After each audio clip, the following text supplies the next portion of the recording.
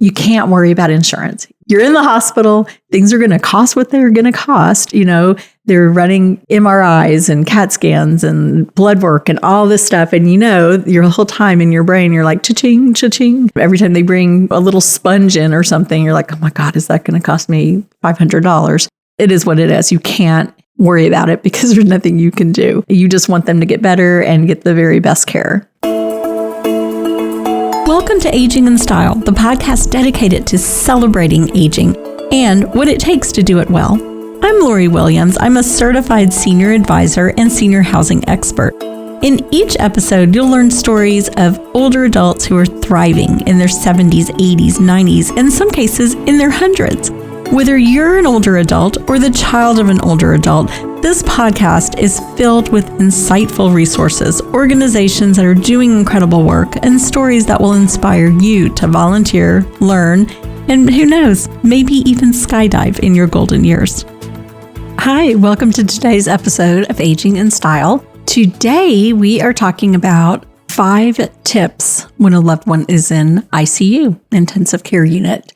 This came to me when I was sitting in ICU when my husband had a stroke. And I shared that story a couple episodes before about a stroke, signs to look for, kind of my whole story so far with my husband and the stroke that he had. But I had never thought about covering ICU because honestly, I had never been in an ICU except for 30-something years ago when my father was in ICU. But at that time, I wasn't the person making the decisions, the person in charge. And, I have to say, while I sat in ICU with my husband, there were many times that I thought, I don't want to be the adult here. I wish I didn't have to be the one making these decisions. But as I sat there, I thought this would be really good information to share with other people on, what it's like to be the caregiver, basically, for someone who is in ICU. And, as I sat there, I made notes on my phone. I just typed in different things of how I was feeling. And I'm going to share those with you today, along with 5 tips that I think are really important to know if you're ever, and I hope you're not, but if you are ever in a situation where a loved one is in ICU. So my husband had a stroke Christmas Day. He was in the ICU for 3 days before he was then transferred to a hospital bed. But during the time in ICU, these are some of my thoughts that I wrote down. ICU is scary. It's loud. There's alarms dinging constantly. Doors are slamming. It's a roller coaster, just emotionally being there because your loved one, you may think they're stable in a moment and then they're not stable. I mean, the whole reason they're in ICU, but it was just, one moment to the next, we thought, okay, he's fine. We're going to be moved to a regular room, and then had another stroke. I believe ICU is like that, just a roller coaster of emotions, of diagnoses, of things just going on, and you have absolutely zero control over what's happening. Nurses and staff are in and out of the room constantly checking on them. So, it's just a very stressful feeling because you're so stressed and worried for your loved one. The environment itself, there's no windows. It just, leads to feeling highly anxious and stressed as well. You don't know, what's going on in the world. You're sort of like in this cocoon of the ICU, and time kind of stops. The only way I can think to say it just kind of stops, and you're just living sort of moment to moment. So the 5 things that I wrote down that I really feel are important and are the takeaways from this podcast on, caring for a loved one in ICU are, number 1, you have to be an advocate for your loved one.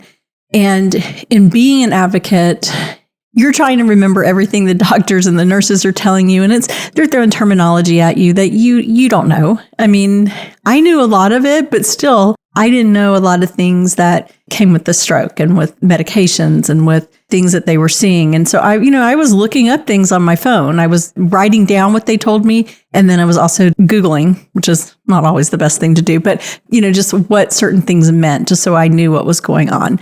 That is the big thing, is write things down, because you're so emotional and you're not really retaining information like you normally would be. But when you're in a high level of stress, it's hard to really focus. So I didn't have a pen and paper And because, of course, I went to the emergency room and, he was care flighted to this other hospital. And I just, drove over there. I didn't even think to grab a pen and paper or anything. So I did have my phone and I did have my charger, thank God.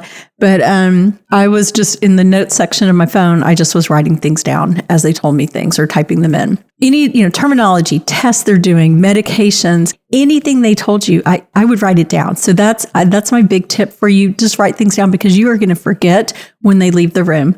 One of the doctors actually let me take pictures of his MRI so I could see where the areas of his stroke were. I'm not sure he was supposed to do that because he did tell the nurse to look away. Kind of like, oh, this never happened. Don't want to get anyone in trouble, but that is what, I was able to take pictures, which was good for me to kind of see that result and where his stroke had happened. And it helped me kind of understand what was going on. Also, in being an advocate, ask questions. You can question the doctors, you can question the nurses, ask them. If you don't understand something, ask the question so that you'll understand better. Number 2 on tips is know your loved one's wishes. So you are making life and death decisions for your loved one. And in many cases, when they're in ICU. Early on, my husband he was conscious the whole time, but he could not answer. He could not relay, did he want the clot busting drug for the stroke? He could not answer that. I don't know if he wasn't understanding or if it was just the communication, whatever it was. I had to make that decision. And they tell you, this is what could go wrong. I asked all the questions. If we don't do it, what's going to happen? If we do it, what could possibly happen? If it were I asked the doctor this, if it was your family member, would you give them the medication? It's just so hard. I never thought I'd be in that position, but it's so hard making those decisions because 1, you're so emotional, you're in shock, high stress, and you're making a decision for someone else about their life. So Mark and I had discussions. We've been married 33 years. So we had pretty much talked about everything. I never had asked him, if you had a stroke, would you want the clot buster drug? I never asked him that, but we've had those discussions about what we would want. And I know I wanted to do everything possible for him that would give him the best shot at 100% recovery. So if you haven't already, have those conversations. If it's for an older family member, make sure that you know their wishes and that you or someone in your family, you have power of attorney and you can make these types of decisions for them. Number 3, and this is huge, support of family and friends. We live in the Dallas area and our family consists of just my husband, myself, and our 2 kids. That's all that we have in this area. So it was really important that we have that support, even if it was just coming through text messages or social media. And I did pretty quickly. I went to Facebook because we have family. Mark and I both have family all over the country. So he has family in Arizona and California. I have family in Louisiana and Mississippi, and we have friends everywhere. So I wanted everyone to know what was happening. And 1, you're in ICU, so you're not going to have a whole lot of phone conversations while you're in there, but you don't want to be on the phone constantly telling the story over and over. So for me, I put it on social media, on Facebook, and then I did updates as things changed so that everyone knew what was going on. In doing that, it allowed me to keep everyone up to date. With so many people were saying prayers for Mark, and we're praying people. So that meant a lot to me, and that lifted me up and made me feel better that I knew so many of our friends and family were praying for Mark for his recovery and for me to stay strong. So to me, that was vital to have friends and family praying for us.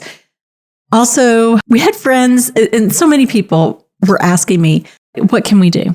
And I will tell you, I just remember at one point sitting there and my brain was blank. I don't know. And I think that's how a lot of people feel. And that's a takeaway for me, because whenever I've had a friend in crisis, I always say, what can I do? Honestly, when you're in the position, you don't know. You don't know what they can do. And my mind was, as I said, just like this complete blank. And I was just like, just pray for us. I mean, that's all I could think. And one of my neighbors who I absolutely adore, they're awesome friends. They're like family to us. She did come up like the third day. I think it was the third day in ICU. It all kind of runs together. But she called me and she said, you need to take a break. I'm going to come up. And she came up and she sat in ICU with Mark so I could come home and take a shower and, feel human again. But you know what? Count on your friends and family on their support. And a takeaway, if you know someone in crisis, don't say, what can I do? And if they don't answer, it's because they literally, like I said, they don't know. But things that people did for us were one of the awesome, sweet ladies who works with me. We call her Sweet Sarah. She started a meal train for us because this was over the Christmas holidays, right? So my two kids were home. My youngest was 19 at the time. She just turned 20. And my oldest is 26, but they were home and they were taking care of our dogs. Thank God they were here to do that. But she started a meal train. And for a month, we had hot meals delivered to us, meals that were, with instructions to heat up, or people sent like DoorDash gift cards and Uber and all that kind of stuff. So, there was always food and I didn't have to think about that. And my brother and sister-in-law came in from Mississippi and stayed a few days. So again, there was always food in the house. So I didn't have to worry that, oh my gosh, I have guests in my house. I'm not home, that I have no food. So that was taken care of, which was huge. And I think that's just the best way to support someone who's going through something like this, to offer prayer, to bring them a meal, to drop off a card. Just a card meant everything to me. And I would read them to Mark. I would take them to him and read them to him. A text. I had a lot of people who would text me and say, no need to respond. I just want you to know that I'm thinking about you. I'm praying for you. That meant so much to us.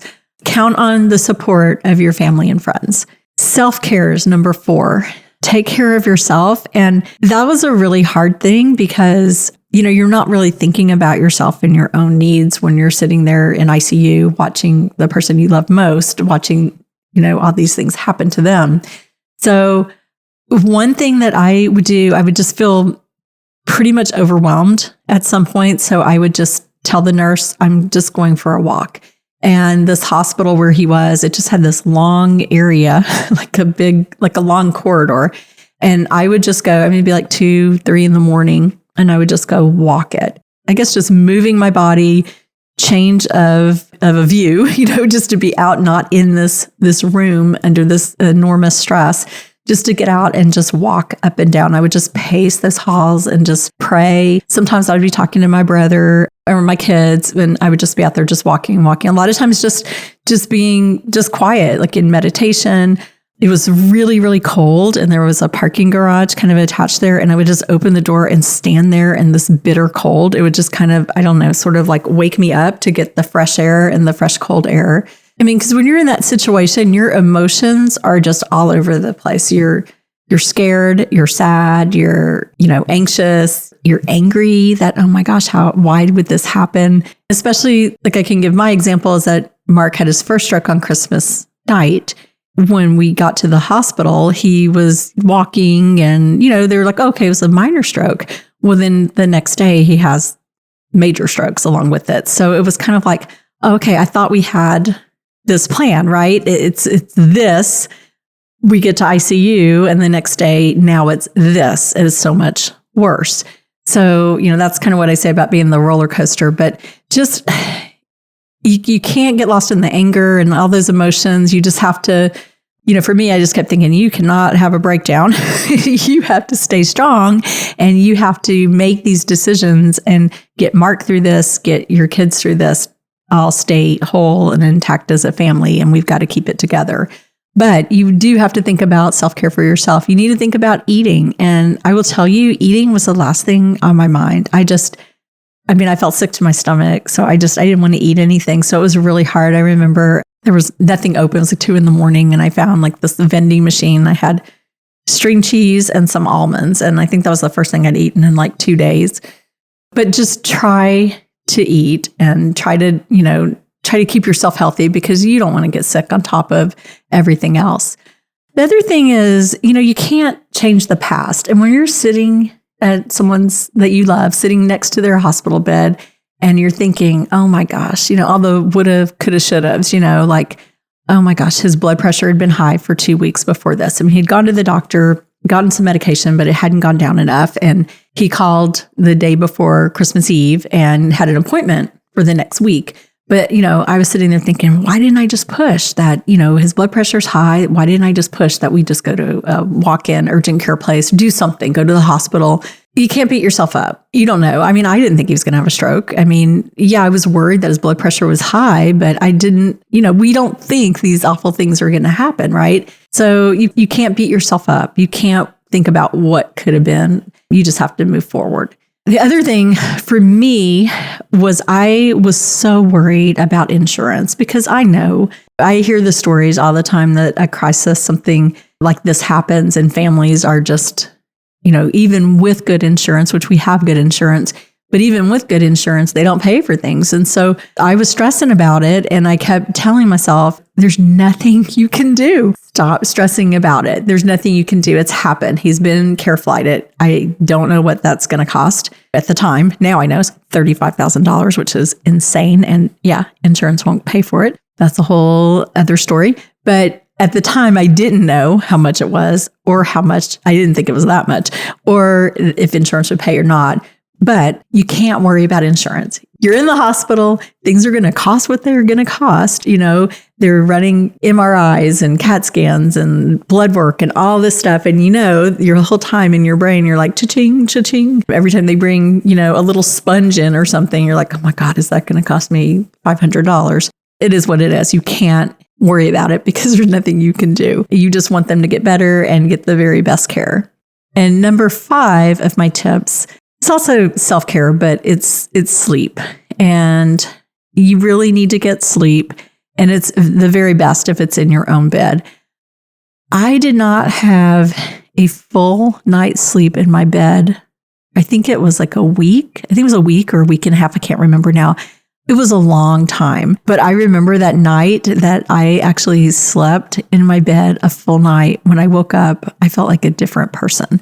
Getting little cat naps, because that's all you're going to get in ICU. You're sitting in a really uncomfortable chair that I think it was supposed to recline, but I couldn't figure out how. So it was super uncomfortable. You're stressed. And the minute, if you do kind of doze off, someone walks in the room, they're doing tests or they turn lights on. And I would go home and shower and maybe lay down in my bed for 10, 15 minutes. But it's like I couldn't turn my brain off because you have this, I don't know if it's just me, but I felt almost like, I guess it was all the adrenaline. I felt like my whole body was buzzing, like my head was buzzing and I felt fuzzy. And when I would come home and take a shower and eat a little something, I would feel better. But it wasn't until like that week or so later when I actually was able to sleep a night in my bed that I felt like close to normal. So if you can get away and sleep, that's the best. And, if you have family, like I said, I didn't want, my kids are young adults and one of them could have come and sat with him, but things were changing so quickly that I really didn't want to put that on them. It was later, once he was stable and in a regular hospital room, that my son started coming up at night and I would go home and sleep. But, if you have other family members, someone who could sit there through the night for you or just give you some time to go and rest, I would highly advise that you do that and get sleep, which is best if you sleep in your own bed. So those are my 5 tips for when a loved one is in ICU. 1, like I said, be the advocate for your loved one. You're making those decisions. Number 2, know what their wishes are ahead of time. 3, support of your family and friends are vital. 4, self-care, taking care of yourself. Even though it's like it is, I mean, I get it. When you're in this situation, the last thought you have is on yourself. It really is. But you have to try and turn that around and do some things to care for yourself. And number 5 is sleep. Get some good sleep in your bed.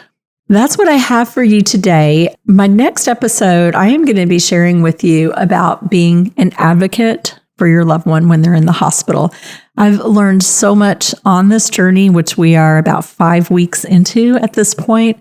A lot of things that are very eye-opening for me. And as we've been going through this journey, I have made notes of things that, a lot of times it's just, I do think, as I'm in these situations, I think about my elderly clients that I work with. And I think, oh my gosh, how would they have dealt with this? And it just is, like I said, very eye-opening for me. And I feel like when, I try to find a positive, but the positive out of this is that I feel like I am going to be so much better now, better equipped at my job, because I have actually been where they are in ICU with the loved one hospitalized. And I see where, there are pitfalls. And I hope that through this, I'll be able to provide better guidance through some of these pitfalls. And that's what we'll be talking about next on the next podcast. Anyhow, well, I'm glad that y'all listened, and please share this with your friends and loved ones. And we will see you next week. Thank you for listening. Bye-bye.